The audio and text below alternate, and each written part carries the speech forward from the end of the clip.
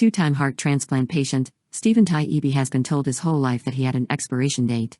Though that date kept moving, it was still a constant thought in his mind. Instead of letting that get him down, Stephen chose, as he calls it, an attitude of gratitude, and grabbed life by the horns. He managed to have a good career in the entertainment industry and even learned to fly glider planes. He's married and has lived a full life. He has written a book entitled Grateful Guilt, Living in the Shadow of My Heart, which is his story of struggle and perseverance. His story is amazing and truly inspiring, and in this interview you hear some of it. So please enjoy and consider becoming an organ donor today. Hey, Stephen. Yes. Tell me a story. Tell you a story. I don't know why this just jumped into my mind. I was flying a glider, not mine. I didn't own a glider at this point. I was flying a glider over the beautiful hills of New Jersey. And there was this guy. At the time, I was in my late 30s. I was probably 39 or 40, something like that. And there was this guy who was probably my age now, maybe a little older. He was in his 70s. I'm in my late 60s. He was one of those kind of pilots who always thought that he was Chuck Yeager, but he had the abilities of, a child. And he, you could just imagine that he's in his glider, going, da, da, da, da, da, da, like as if he's a fighter pilot or something. I could say this, I'm not going to say his name. The guy was a moron, and I couldn't stand this guy anyway. And he decided to dive on me.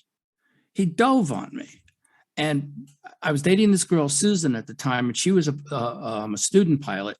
And she looks up and she goes to everybody. She goes, "Oh my God, Stephen's going to die." And they all looked. And everybody on the ground thought I was going to die. And this guy's diving on me. I'm in a sailplane. You do thermal turns. You make circles so that you can go up with the rising currents of hot air. Right. So I was in a thermal turn, and fortunately, my head is on a swivel, and I'm always looking for something. And I see moron coming right at me. So I see that there's no way we're not going to hit. And it's a glider. It's not like you can use your engine and move, so I just did some calculations in my head, and I said, okay, if I stay in this turn, he's definitely going to hit me. So I leveled the wings. And as I leveled the wings, he went past me. He was inboard my wing by a good 4 feet, and he missed my wing by that much. Maybe, by about that much. We just missed. He just went 4 feet into my wing. And he's like 12, maybe 16 inches above my wing as he goes. Now that's as close as you want to get. So dude's up there pretending he's Snoopy in a dogfight on top of his doghouse. Right. So I was so infuriated that I had to stay up there and just fly for a while, because I had to calm down. I was just so angry. But when I landed, and everybody saw what happened, and when I landed, I was going to beat the crap out of him. I was literally going to beat the crap out of him. I wanted to beat him unconscious. I wanted to almost kill this ass. He almost killed me. Literally, he almost killed me. Everybody had to hold me back. I mean, people were like, "No, Stephen," and the FAA, one of the people down there was an FAA representative. And I was hoping he was going to pull his license, but he only gave him a warning. So I never felt like I got justice for that.